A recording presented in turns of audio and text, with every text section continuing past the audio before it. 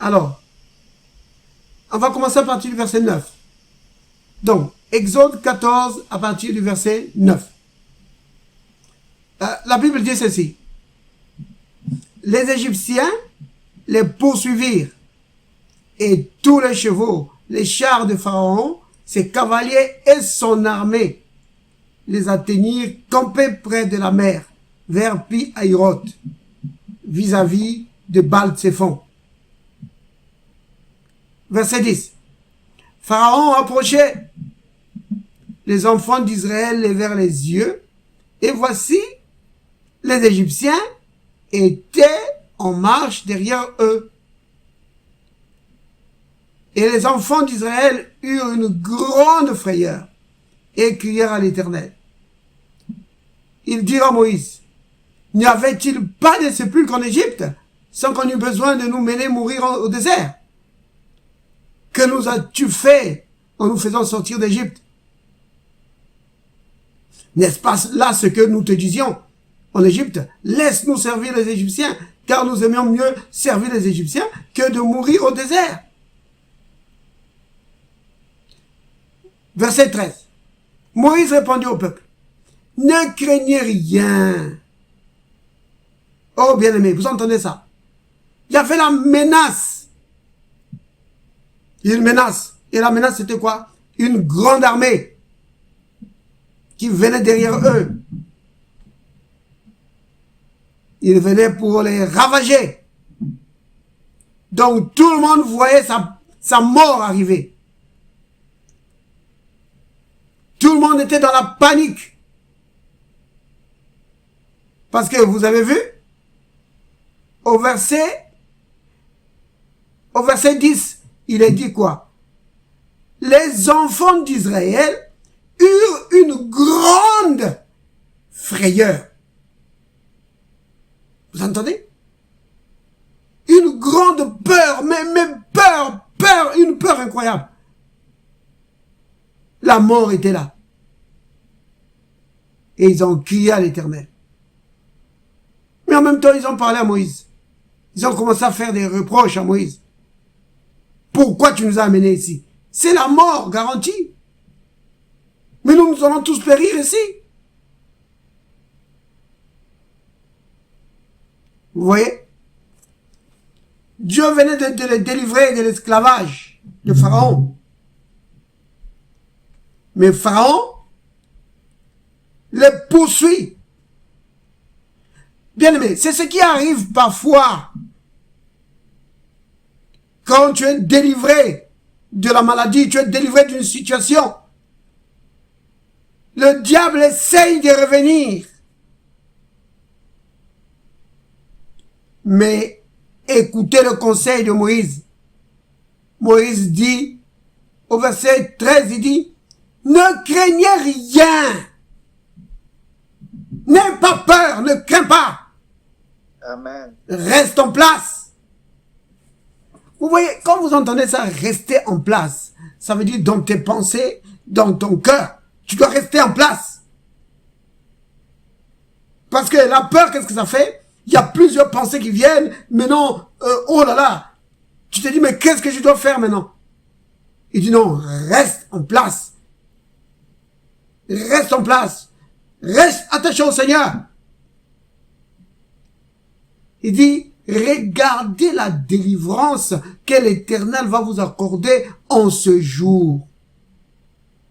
Car les Égyptiens là, que vous voyez là, oui, que vous voyez aujourd'hui, il dit, vous ne les verrez plus jamais. Donc si c'est des symptômes qui reviennent, ne dis pas, oh, la maladie est revenue, je pensais que Dieu m'avait guéri, mais voilà, ça revient. Non, ne fais pas ça.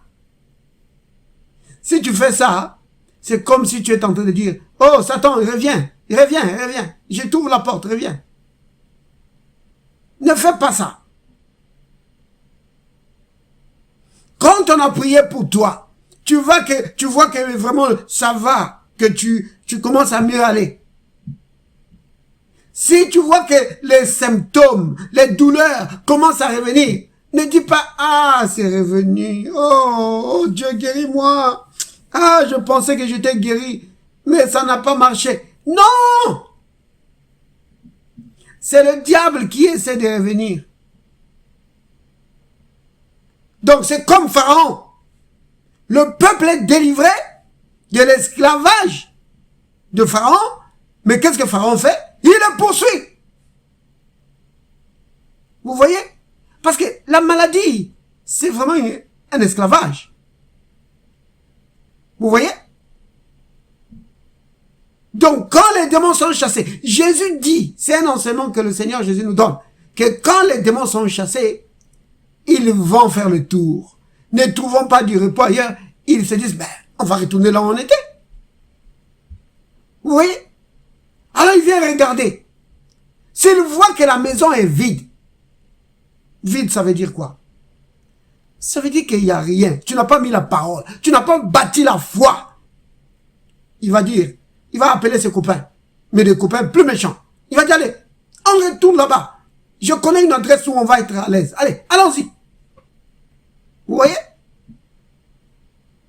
Donc, quand ils essayent de revenir, ne les laisse pas entrer. Comment on les fait entrer? Par les paroles, comme je viens de vous expliquer. Que, ah, je pensais que Dieu m'avait guéri. Mais oh, ça ne marche pas. Ah, je pense que le frère là, il n'a pas le don.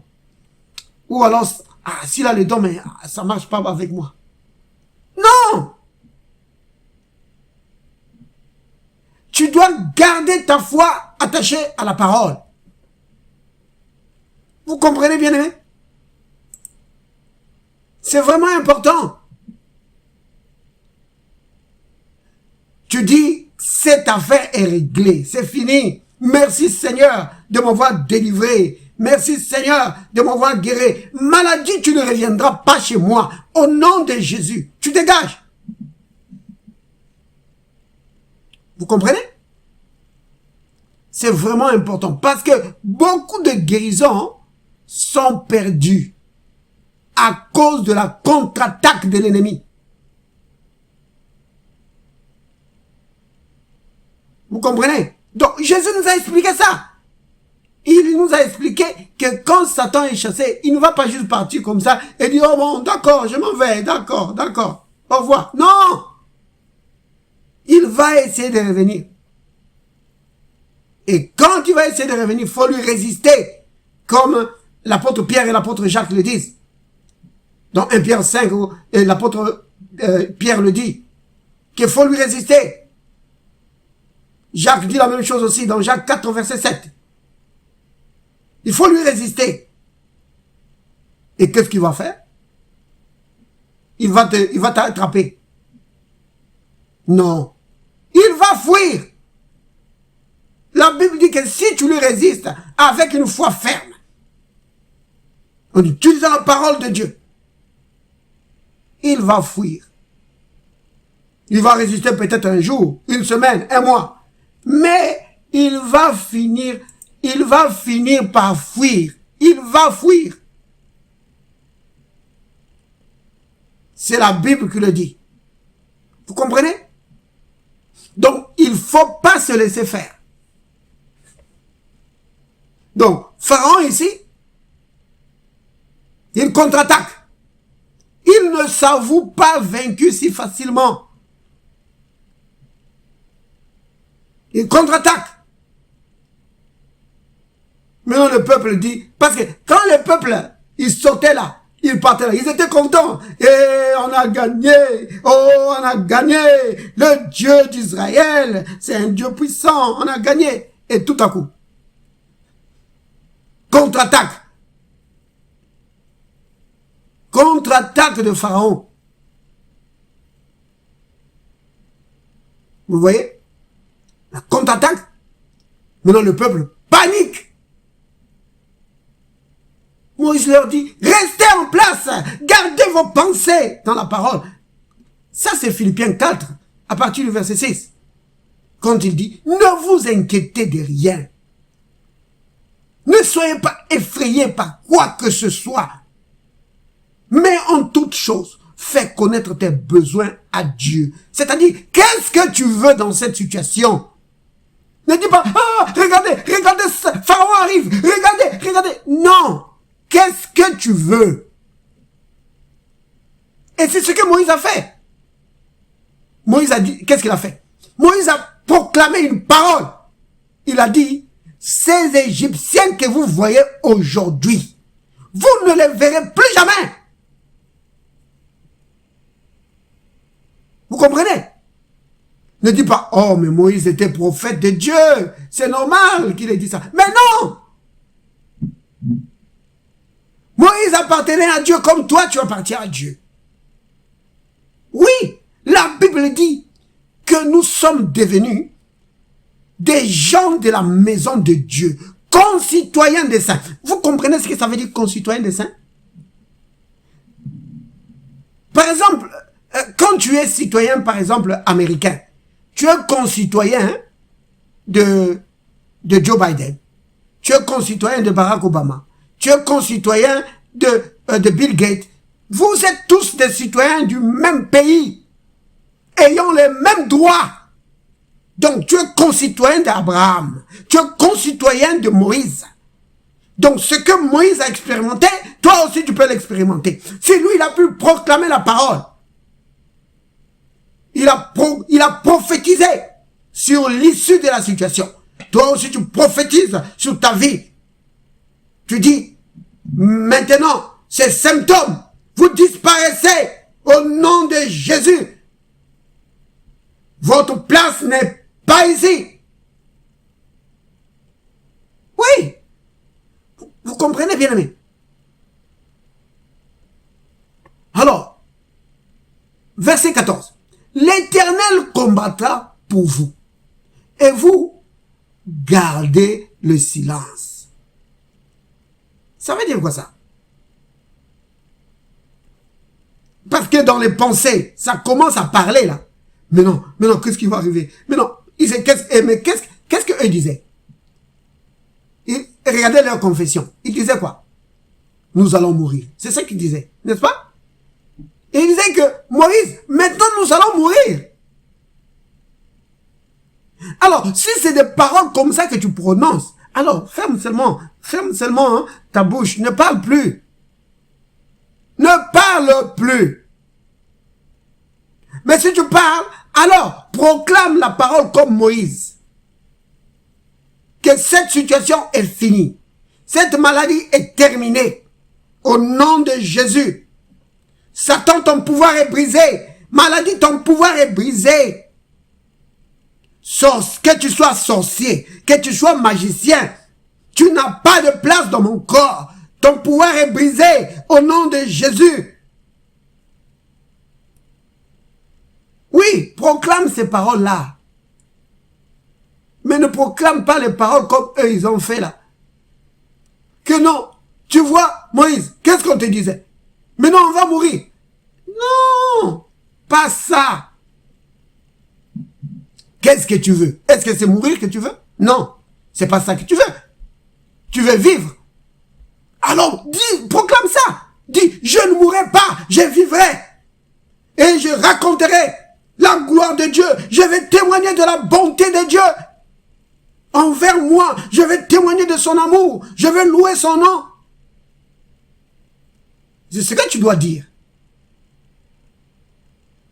Vous comprenez? Tu dois dire ce que tu veux. C'est ce que Jésus a dit à Bartimée. Il a dit à Bartimée, que veux-tu que je te fasse? Qu'est-ce que tu veux?